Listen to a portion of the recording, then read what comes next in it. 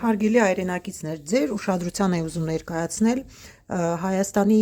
դեսպան Իսրայելում Արման Հակոբյանի գիրքը, ավելի շուտ դասագիրքը, որը կոչվում է «Արդի եբրայերեն»։ Եբրայերեն դասագիրքն Իսրայելի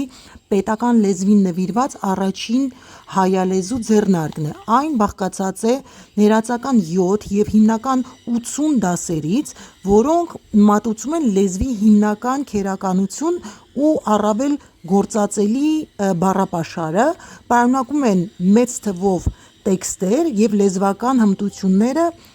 զարգացնող ու ամրագրող վարժություններ։ Դասագիրքը պարունակում է նաև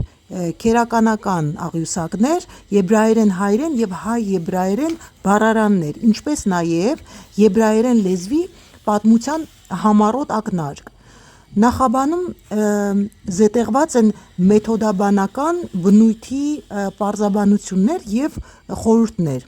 Դասագիրքը հասցեագրված է բուհերի արևելագիտական ֆակուլտետների ուսանողներին և սեմագիտությամբ զբաղվող լեզվաբաններին, սակայն կարող է օգտագործվել նաև եբրայերեն ինքնուրույն ուսումնասիրելու համար։